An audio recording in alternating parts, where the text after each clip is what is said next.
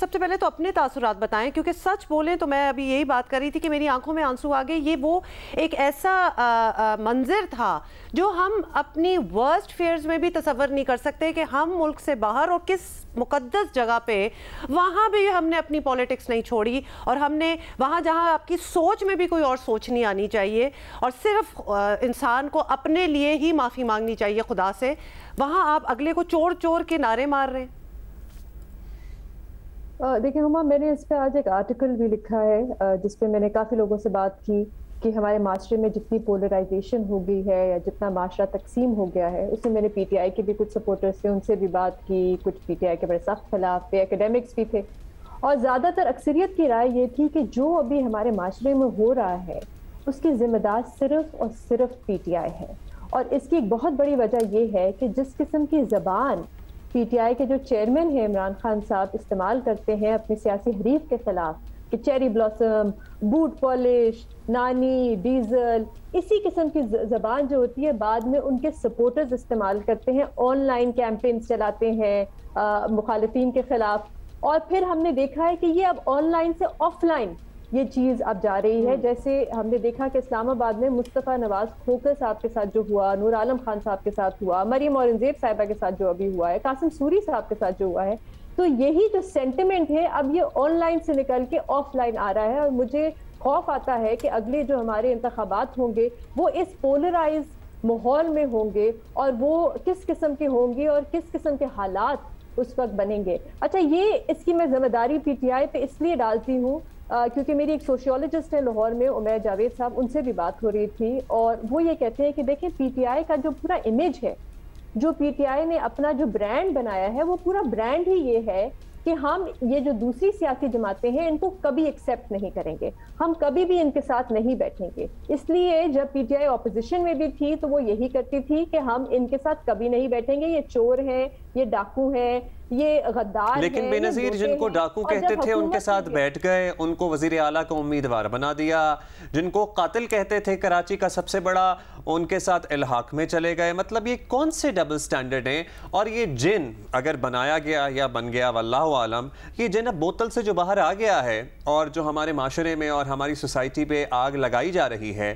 کیا یہ آگ اور اس کی تپش ہمیں کچھ عرصہ جھیلنی پڑے گی یا ہم کچھ بہتری کی امید رکھیں 5 years probably down the lane, 10 years down the lane، کیونکہ اس سے پہلے جو کچھ ہوا ہے ہمیں 2-3 دہائیوں تک بھگتنا پڑا ہے اسے؟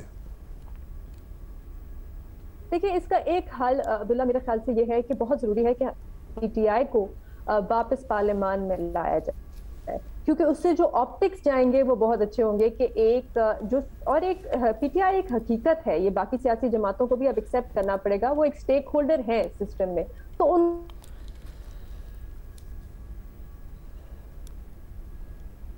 جی بے نظیر آپ کو آواز آ رہی ہے؟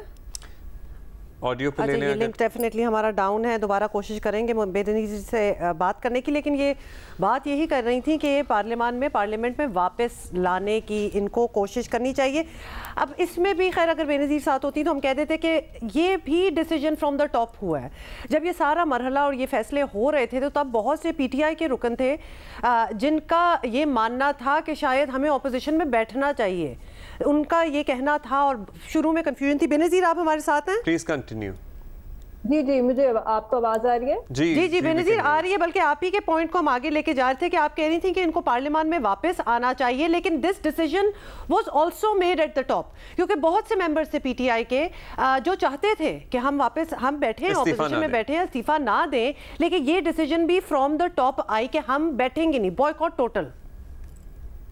بالکل آپ کی بات ٹھیک ہے، لیکن میں نے یہ سوال جو ہے، کیونکہ ابھی کچھ دن پہلے وزیر اعظم سے کچھ صحافیوں کی ملاقات ہوئی تھی تو وہاں پہ میں نے شہباز شریف صاحب سے بھی یہ پوچھا تھا کہ آپ کیا کر رہے ہیں پی ٹی آئی کو پارلیمان میں واپس لانے کے لیے، کیونکہ آپ نے اپنی پہلی تقریر میں یہ بات کی تھی کہ معاشرہ جو ہے بہت تقسیم ہو گیا ہے، ہمیں ہیلنگ کی طرف جانا چاہیے،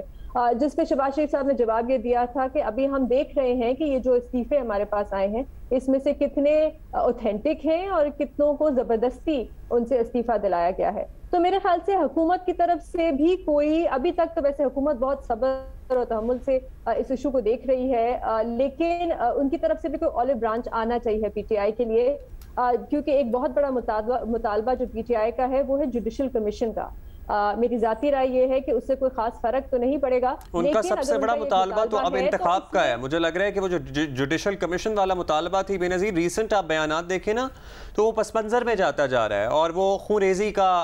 कहकर, अनारकी फैलाने का कहकर, या पाकिस्तान के साथ खुदा न खास्ता सानेहा होने की बात करके अब सिर्फ इलेक्शन की बात कर रहे हैं। तो इलेक्शन तो प्रॉब्ली अपने टाइम पे भी हो सकते हैं, पहले भी हो सकते हैं, ये सिर्फ उनका डिसीजन तो नहीं हो सकता।